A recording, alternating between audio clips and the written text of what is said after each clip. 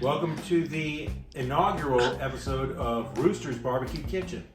So tonight we're not going to do something very easy, but I thought it'd be fun to do something intricate for our inaugural post. Last weekend my son Jack and I were hunting and we ended up with a covey of quail, and we came home with a bunch of quail and figured, hey, tonight's the night we're going to cook them. So I want you guys to look at how we do this. I've marinated 8 quail, and we're going to do them in what's called braised Greek style, which is almost like a mosca for you all in Louisiana, but it's braised. And what we're going to do is we're going to saute these. I'm going to add all the ingredients, and in the second clip I'll show you what we're doing in step 2.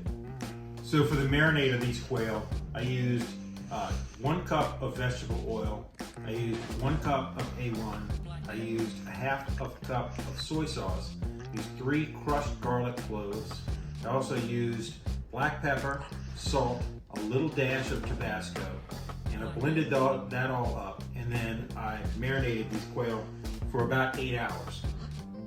So as you can see, what I did to the quail was I simply just removed the backbone and I spatchcocked these like you would for any chicken. You just turn it over and you actually remove the backbone so that it lays a little bit flatter. And it's a little bit easier for you to brown it and then also get some good color, but it also speeds up the cooking process. So in the meantime, I'm gonna salt with kosher salt the back sides of the quail, the skin side. Use a little salt. Don't be afraid. I'm going to use a little granulated garlic. And I'm going to use some fresh pepper. Alright, I'm going to do this to both sides. As you can see, they're little, but they're tasty. And they're good for you. And these are were really fun to shoot. Last weekend we were at Covey Rise over in Hustler, Louisiana, which is a spot that, if you haven't visited, caters to everybody and basically all skill levels for hunting, and pretty much go out there and do something year-round with them. So as you can see, I'm going to go ahead and just salt pepper these guys, put a little bit more garlic on them. And then what I'm going to do is I'm going to heat up my Dutch oven over here with a little bit of oil, and I'm going to brown them. So this is the cameraman. I think if you're just ever bored, summer, winter, spring, no matter what time, you can just head over to Covey Rise, Louisiana, and you can shoot some awesome birds like this, and my dad can cook them up for you. Alright, so now I've got my trusty old cast iron Dutch oven heated up. I'm going to add between 1/4 and 1/2 cup of olive oil, just to kind of get the bottom good and oiled up, and let that heat up for a second, so over medium-high heat. And then obviously the quail over here that we just seasoned up a second ago, we're going to brown these guys. It really doesn't matter if you brown the entire bird, but you do want to get some good color on them, and you can hear that. One of the first moves you do to really lock in that flavor, as you can hear. What we'll do is we'll sit here and get these guys a good amount of color. Put them in here any kind of way we can. We're going to soak up a lot of this. A lot of the flavors in this Greek braised comes from oil. The oil, the celery, the onions, and the seasoning we use, including some artichoke hearts, and that all incorporates a lot of interesting flavors that you wouldn't think about that would go with wild game from Louisiana, a duck, a quail. But again, we do things a little bit different, and like to use our creativity when it comes to cooking our wild game. So as you can see now, these quail are starting to brown up real nice. Starting to get there a little bit.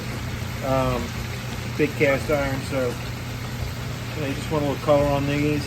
Rotate them around a little bit. Make sure you don't rip the legs off because they're little delicate birds. But they're starting to do it a little bit. In the meantime, while these guys are browning, I'm also going to start preparing my ingredients. I'm going to start chopping up some celery and some onions and about 3 lemons that I'll zest and also squeeze the juice out of. All right, these are starting to brown out real nice now. Getting a little sticky on there. There we go. We've got these quail that are really starting to kind of brown a little bit, give up some of their juices. As you can see, that skin is getting really nice. Some of that skin sticking in there. It's fine, we're going to use that.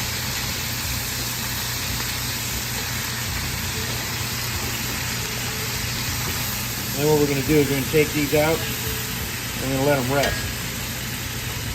Alright, so these little brown guys, obviously you can see some of the skin stuck to the bottom, but that's fine. Then we can use that for a little flavor. As you can see over here to my right, I've got a bowl that has some celery and some onion. 3 stalks of celery, 1 whole onion. And we're going to end up putting that in there with 1 entire head of garlic. There you go. Now I've put in 3 stalks of celery and 1 whole onion. And we're going to sit here and we're going to basically just sweat these out. Not to where they're translucent, but just enough to where they're starting to get a little flavor in there. This is all combining, as you can see, with the flavors that the quail left behind. Some of the brown skin and some of the salt and pepper, some of that garlic. And in the meantime, I'm going to sit here and just keep these kind of going. Like I said, you don't want to overcook these guys too much because you want that quail to absorb what those flavors are. In the meantime, I'm going to take 1 whole head of garlic, as you can see over here, and I'm going to throw that in a second. So as you can see, these are browning very nicely, and those are really packing some nice flavor to the dish. I think that once these vegetables are done, it'll definitely add a rich and colorful taste to the quail. So as you can see, I did a whole head of garlic here, and I'm not mincing this, I'm leaving it chunky because this is going to cook down, and I like the big pieces of garlic once they kind of get incorporated with all of these flavors over here. As you can see, that's just yummy goodness right there. We're going to talk about that in a little bit too, about yummy goodness and how we cook in the South. But I can tell you, it's starting to smell great over here. I don't know if you have smell-o-vision, but it's starting to smell good over here. We're sweating these things out. What I'm going to end up doing is I'm going to end up putting the quail back in here with enough liquid just to cover them up, and then I'm going to braise them in the oven for about 45 minutes. So I'm zesting 3 full lemons. As you can see, I like using this mini cheese grater. It just works better. But with this dish, it being Greek and braising, this zest goes a long way. But it does give it a lot of citric acid. It does give it a lot of flavor, and kind of a different flavor profile than you're used to with quail when people smoke them, or they grill them, or they stuff them with jambalaya or something like that. This is just a whole different flavor profile that you're going to get, similar to what you would think that you would get sitting at a Greek restaurant. So now that all of our vegetables are sauteed, not too translucent, just a little bit, we're going to put these quail back in here around these veggies so that they can absorb a lot. Some of these legs are getting a little loose from us, but you know, you pick those up like a little chicken wingdings, quail wingdings, you know, Cubby Rise snacks. Yeah, that one looks like it's saying hi to you. We're going to do this, and you see that looks good, almost like a fricassee at this point in time. And then now, and also any juices that kind of collected on this plate, that's good to do. And then I'm going to take all that zest, all that lemon zest, and sprinkle that all in there.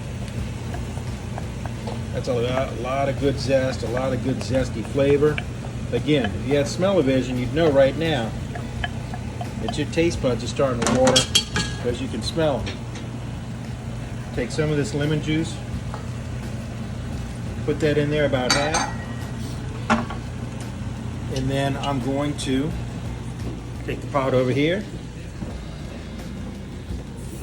and I'm going to fill it up with water, just covering. little bit of water.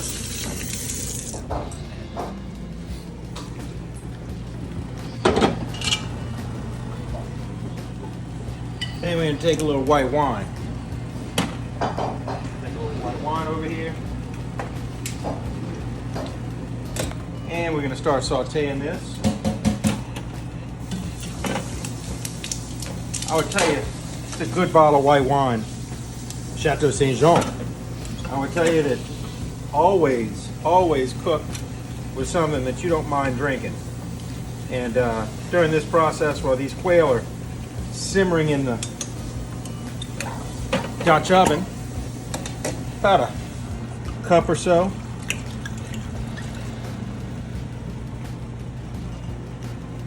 Yeah, it's worth it. About a cup or so. And we're going to let this braise down for about 45 minutes in the oven that's preset to 350. So I'm going to cover it up, put this in the oven.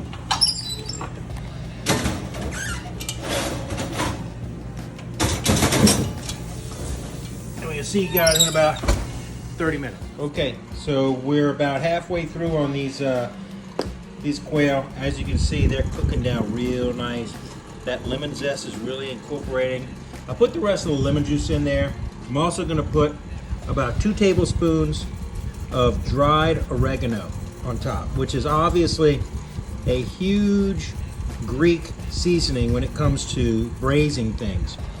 You can use fresh if you want, but sometimes the fresh kind of loses its flavor, loses that anise flavor, its licorice flavor as you go down the cooking process. So as you can see, these guys are really cooking down nicely. We want them to be very, very fork tender. And as you can see, we're gonna mix this up a little bit, flip these guys around a little bit, make sure these vegetables are all getting incorporated. And as you can see, everything's smelling wonderful. Like I said, smell-o-vision would be wonderful if you all had this right now, because this is getting really, really special. Alrighty, so we're getting close. We're getting close. So now you can see these are really, really getting cooked down. I'm going to put another dash of pepper in here. I'm actually going to put a little bit more oregano in here. I can smell the lemon. A little bit more oregano. And then I'm also going to dump 1 full jar, small jar, of artichoke hearts and the juice, as well as 2 tablespoons of capers with some juice. And the quail are still kind of cooking, but I'm going to mix this in there as such, make sure they're all covered, make sure these artichokes are in there, and this should take about another 20 to 30 minutes, and then we're going to serve it on a bed of rice, and we'll come back as soon as these are done. As you can see, boy, I'll tell you what, again, smell-o-vision is everything. This smells like we're at a Greek wedding right now. It smells beautiful. Thank you. Divine. Divine. Okay, so this wasn't the most perfect video. I'd like to do it a little bit more streamlined and have you watch me chop, do everything, but I did want to get something down on the channel thanks to my son, who kind of spearheaded this and showed his dad how to become a YouTuber for the first time. The next video, if you have any requests on cooking or grilling, I'm happy to do that. We'll hopefully have something in the next week. But as far as right now, I made some nice basmati rice that we're gonna put this on. And this is the way the quail came out. And I'll show you what the plate looks like. Look, we're putting it on some nice Port Merion. And that is a gray full rope, whatever the hell that is. So I would tell you just to take a nice scoop of your basmati. Place it right here. Healthy scoop. Right here.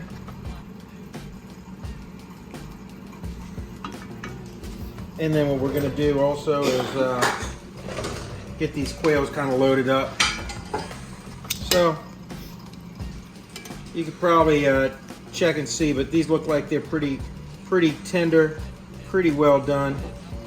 We'll try and grab one over here that's got a leg or something attached to it as well, like that. and we're gonna give you a little bit of this gravy. This is the money maker right here. This is the money maker. So we've got artichoke hearts, we've got capers, we've got all of that lemon, we've got all of the onions, we've got all of that flavor. And I'm telling you what, again, as my son knows, if you had smell-o-vision right now, this is what you'd be looking at. So, thank you for tuning in. I'm gonna tell you, this smells wonderful. I can't wait to eat it. Again, subscribe. We'll have the recipe. We'll have the recipe down. We'll have the recipe down in the notes so that you can take it. But obviously, subscribe to Roosters Barbecue Kitchen and YouTube. And thanks to my son Jack. Jack. There he is. Thank you to all my loyal subscribers. We promise a wonderful video next time. Roosters Barbecue Kitchen out.